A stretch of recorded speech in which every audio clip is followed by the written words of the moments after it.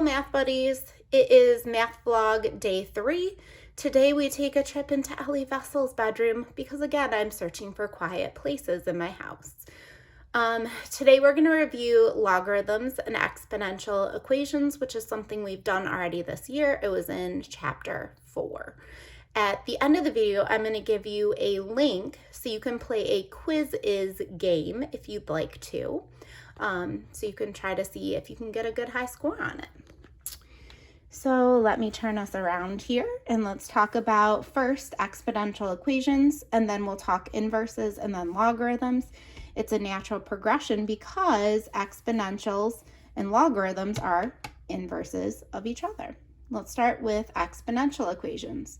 So you can have exponential growth or decay. So things can grow very quickly or decay very quickly. Notice that I fixed the initial value at 500. So really the difference is what's in the parentheses. If the value in parentheses is bigger than 1, you have exponential growth. If it's less than 1 but bigger than 0, you have decay. And I know we normally associate decay with negative numbers, but in this situation, a fraction can really cause something to decay quickly if the fraction is less than 1 but bigger than 0. So if you're cutting a value continually in half, that really causes it to decay quite quickly. So again, this would be a growth and then a decay equation. Here's an example problem that I've already done.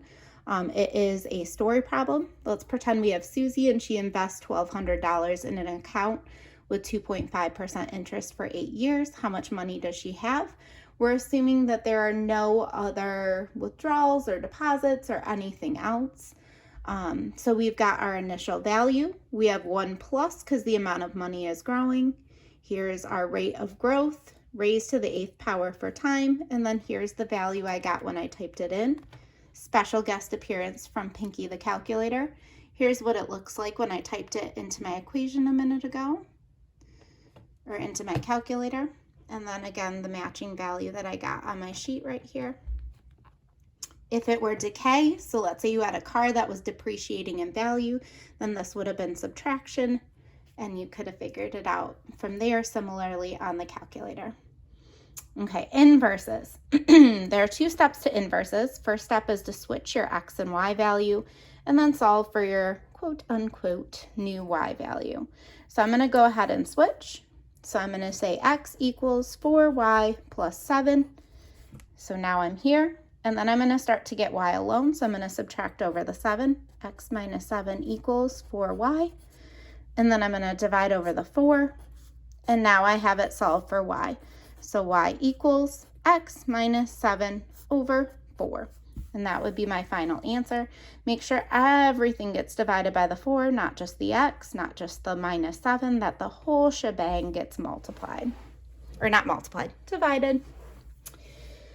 All right, logarithms. So these you can evaluate in your head without a calculator. This would be an example of something that could be on the SAT, PSAT, where it is in the non-calculator portion. Remember you're thinking exponents. So 4 to what power is 16? 2. 5 to what power is 5? 1. So whenever these numbers are a match, you're going to have 1 as your exponent. 7, this is not the example I meant for it to be. That's kind of a spoiler alert because the answer is 0, but I meant for there to be a 1 here.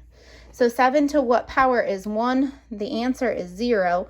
Anything to the 0 power is 1 except for 0 to the 0, which is undefined. 5, we've got a fraction. So the first thing we need to think about is how to go from a whole number to a fraction. So we need a negative sign for that to happen.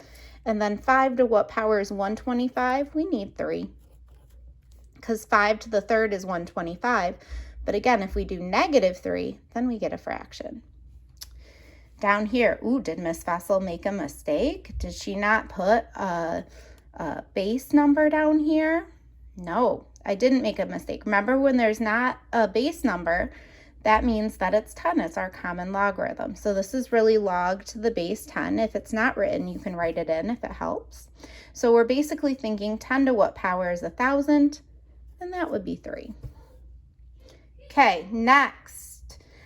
If you would like to play a quizzes game on this topic to review a little bit, you can go to joinmyquiz.com. Ignore that there are spaces, because truly when you type it in, you're going to type it in with no spaces. So go to joinmyquiz.com, and the code to get in and play the game is 981010. And so you can go through and you can play some questions on this review material from chapter 4. Hope you guys are having a good day. Talk to you later.